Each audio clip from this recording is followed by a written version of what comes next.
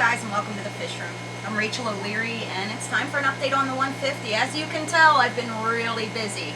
I've planted it with a ton of plants, and I'll show you more of that in a minute. I've set up my lighting, and all in all, I'm really happy. I chose a bunch of plants that are relatively low light, low maintenance, mainly because that's easier for me, but also because the vast majority of the fish that I'm going to be stocking in this tank are grazers. And if the plants are fine-leaved or delicate, they'll probably destroy them. Also, there's a ton of flow in this tank, so a lot of stem plants are really inappropriate. For lighting, I've set up an interrupted light cycle. I'm using some lights given to me by Fluval, which are super nice. They're a high output T5 4x54 watt fixture, as well as an LED shop light, and they're running on different time schedules, and the goal is to get a thick growth of what's called offlux. And what offlux is the algae and the microcrustaceans that get trapped in it, that grows on rocks and wood, or jumbles of boulders in the wild. I'm sure if you've ever gone hiking or played around any creeks, you felt the slippery stuff on the rocks, the slippery algae. That's what I want to grow in here. And I'm really hoping by doing the interrupted and extended light cycle that it will grow on the hardscape, but not on the plants. I'm also hoping by the amount of plants I put in here that my plan will work out, but we'll have to see. So far so good, and I'll show you that as well. So I used Java Fern Trident, African Water Fern or Bulbitis, Bucephalandras, Narrowleaf Java Fern, some Anubias Petite here and there, some Crypts, and some Stargine. The driftwood's starting to get the fungus that is typical of Manzanita, and again, that's just more food for the fish I plan to stock. Hopefully in a few weeks I can start adding fish. Let's take a look. So here are some of the plants that I've pulled from various tanks around the fish room. We have some African water fern or Bulbitis, a ton of narrowleaf Java, some Java Fern Trident, and a bunch of various little Bucephalandras. Now what I'm going for with the 150 is sturdy, low light plants. The fish tend to hang out on surfaces and graze on surfaces, so I don't want anything that's going to be prone to coming apart. So I've chosen all these real sturdy guys, and I'm going to add some other things too, but this is just to get started. So what I'm doing now is just attaching some various Bucephalandra to some of these branches, and I'm hoping it's going to do well, but I'm really not sure. So instead of using my normal super glue trick, I'm using thread, mainly because I'm so short.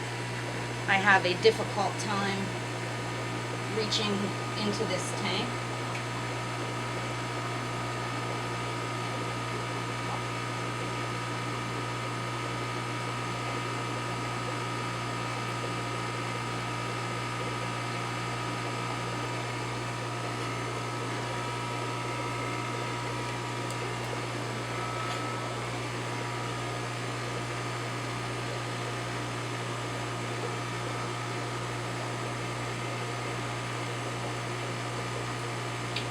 I'm just trimming the excess thread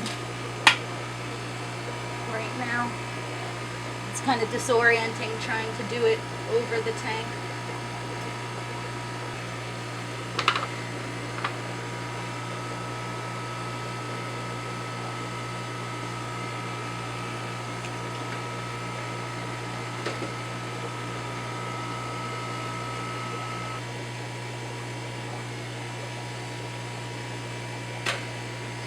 As you can see, I'm not really using an exact science here. I'm just kind of seeing where stuff feels like it works to me.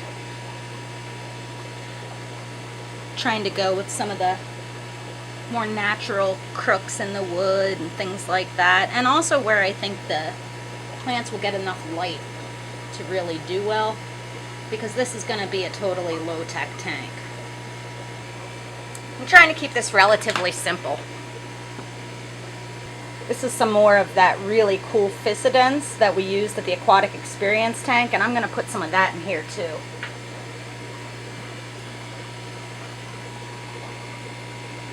And I hope it stays put enough.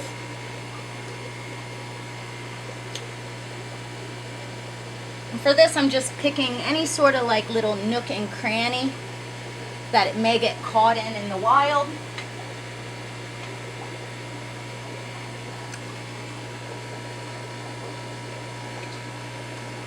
And hopefully it takes off for me. You know, I haven't worked with it before, other than at the Aquatic Experience. So I'm not entirely sure how well it will do with the relative neglect I plan for this tank.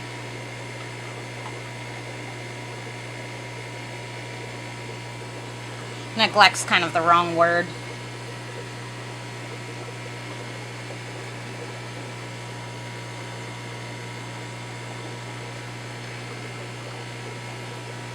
Now I'm not gluing this or anything because I'm picking all cracks where it fits pretty tightly.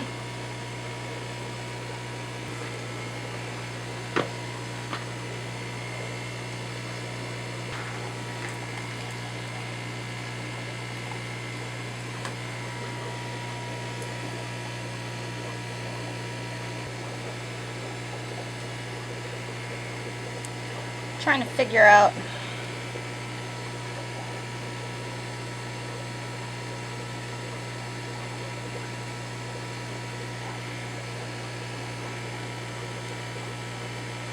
where I want to place these guys.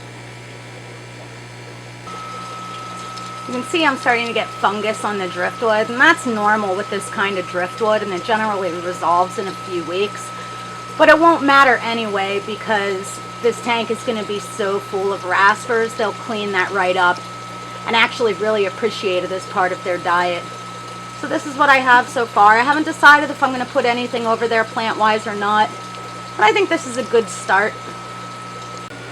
I think the petite will look really nice in between those rock crannies. Tie the green in.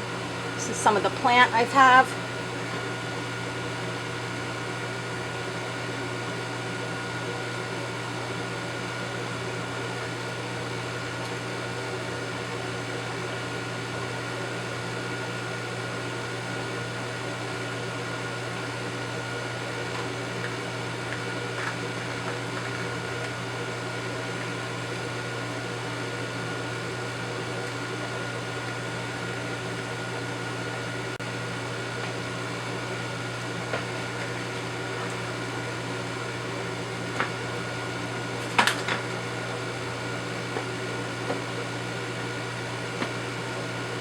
Now these I'm just wedging between there for the roots to then catch.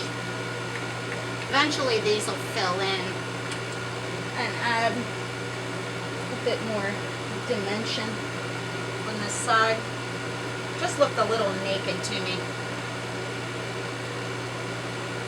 I think I'm going to add some bulbitis or something back here as well to mirror the other side. So we're a week in from planting now. I've added a few extra stem plants just because they were the tissue cultured ones and I needed somewhere to put them. In my fish room I only have a couple of tanks with substrate, so this tank got them. Stuck in some crypts as well over here, which if all goes well should carpet nicely. I added more bulbitis. Right now it looks kind of like an afro. I need to figure out how to make that clump on the left stay where I want it, which is back in that corner. But this tank has a really strong directional flow and it's sort of being pushed where I don't want it. But what is good news is that the algae I really wanted to grow on the rocks, but not necessarily the plants, is happening beautifully.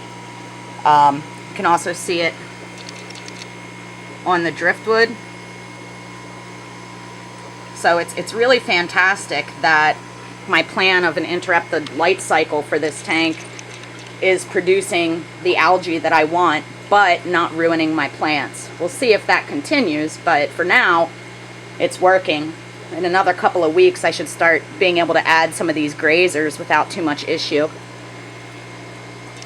But that's where it stands right now. I'm really pretty happy with it. I have some tweaking to do with the substrate depth along the back, and again, placement of some of the plants. But I think as it grows in, it's going to be a really, really cool tank. Thanks for watching, and I hope you've enjoyed the update on the 150. I know I'm really stoked about it.